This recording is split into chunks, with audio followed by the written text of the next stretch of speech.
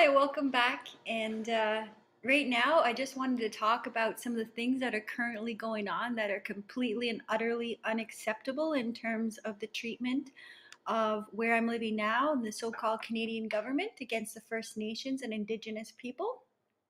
So, our health, our overall reported health, there's high incidences of diabetes, disease, cancer, obesity. You take a people who were free, who depended on the land, who lived a healthy lifestyle, who lived in tune with nature, who were physically active, who had meaning, and then you put them on a reserve and tell them to stay there, not to practice culture and to be utterly dependent on the government. That causes trauma, sadness. On top of that, you throw in all the abuse, the sexual abuse, physical, spiritual. It's unbelievable. And the Indigenous nations are so strong that we're still standing and we're still fighting back. Meanwhile, all of our lands and resources are being taken, stolen, desecrated. Our land, our sacred sites, with no consultation, no respect, and no understanding that our ancestors occupied these lands for thousands of years.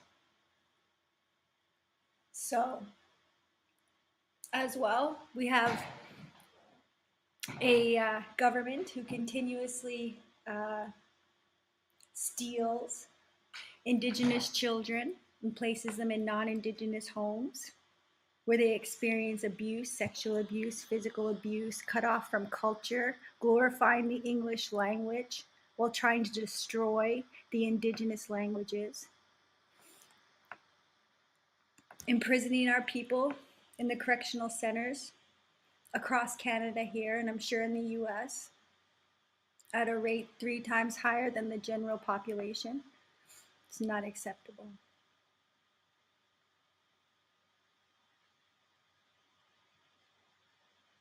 To cope, many people use drugs and alcohol just to get through being cut off from everything that gave us meaning and strength and the ability to go on, the ability to understand our lives, the way that we saw the world through our languages, because the language you speak allows you to see the world in a certain way. So when you change your language, when you lose touch with your language, you lose touch with the way that you see the world, that you relate to others. So revitalizing Indigenous languages is so important, and we must keep our languages strong. And we need to also spread the truth about the true history of the Indigenous nations. So many just believe the propaganda that was spread, that we were savages, that we lived in horrendous states, like primitive, with living in harsh environments. But that's furthest from the truth. If you go on my channel and look at my playlist, there's a really good video there that describes the actual reality of the Native Americans and how they lived, and shows how they were far more advanced. They had ways to uh, have clean water. They had an abundance of food. They lived together in harmony with nature and with each other. They had great hygiene, developing perfumes, and knew the importance of washing. And meanwhile, the Europeans who came over lived in filth and squalor. They lived in their own feces and threw their feces out the window, which caused lots of diseases such as the Black Plague. Many were unhealthy and dying and sick and miserable. And when they came over to the New World, they were so surprised about what they saw. So these are all secrets that have been kept from the general public because If we were considered as equals, it would never be acceptable to come over and steal everything and claim it as your own. When we and our ancestors have occupied this land for thousands of years, we call this place home. We took care of our environment. We didn't pollute it.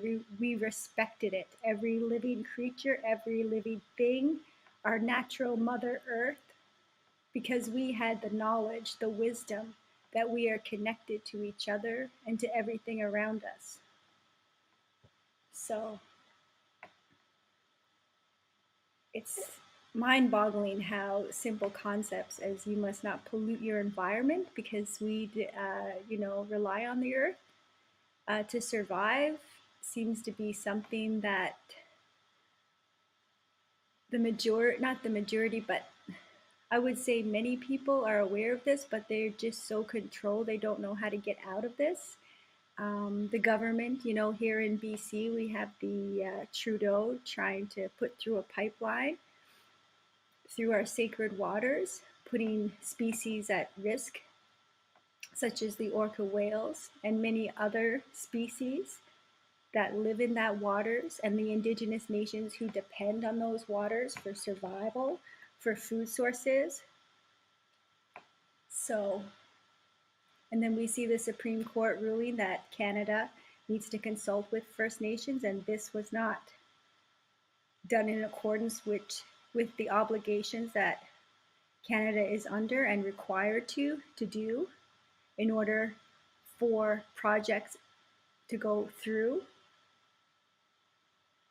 And then you hear, I read stories about Trudeau saying that, this Supreme Court ruling just makes it clearer for ways to push big business through so we can get these projects going. Well, no, it doesn't. It means you have to consult. And when Indigenous nations say no, they mean your shit, your destructive pollution, devastating our health, our environment, our existence.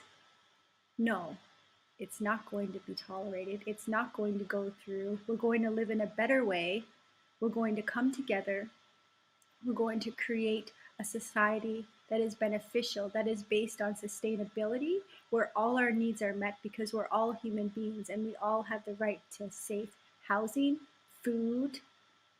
We have the right to a good quality of life, not because we need to earn it, but because we are simply human. We are simply spiritual beings, all equal and all deserving of respect and consideration and love. We have to organize ourselves. We have to get out of the system right now. We have to be intelligent. We can create a better place for all of us. We just have to make that choice. And it's a choice that each of us has to make today. Because the suffering is just getting worse. We're seeing the environment, the earth, in pain. We see all our relatives in pain, and we see only a few benefiting at the top. So it's about time that this era of the darkness ends and we step into a time when we're all respected, when we're all healthy and happy and thriving.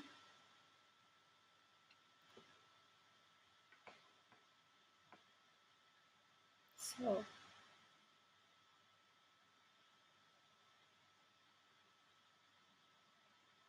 we just need to understand how powerful our minds are, and the power of prayer is unbelievable. There's studies been done.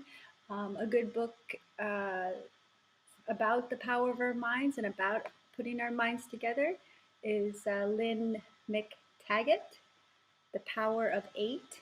It's an excellent book about how getting together for a common purpose and using our minds does actually produce results. We're so operating at such a low level right now that these understandings are not even revealed. The masters that control us understand this. They study how to manipulate us. But us, The majority of us are ignorant. So I can't continue on like this in this crazy place, doing these stupid things for nothing. I don't value the things that are instilled, such as buying a house, having kids, working all my life, and then retiring. No, that sounds miserable and disgusting. If you can't take it with you when you go, then it's not worth your time. Because the only thing that matters is developing your mind, your spirituality, because that's why we're here. And that's the most important thing. One sec. So we have to step out of the programming, like just these foolish connections that we are making with each other, not really connecting in any meaningful way, and too scared to talk to each other. That all has to change. We need to let the Indigenous Nations lead the way for us out of this, because the Indigenous Nations are our only hope in breaking free from the chains.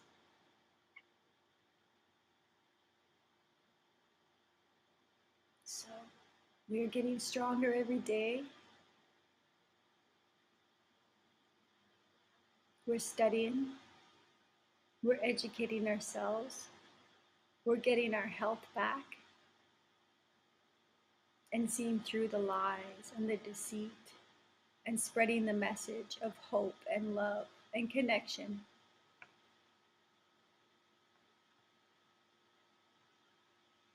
So I hope you have a great and wonderful and restful rest of your day or night, and I look forward to connecting again.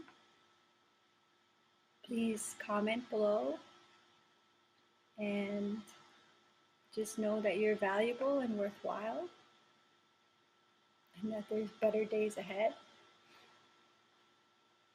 and you're so powerful and beautiful.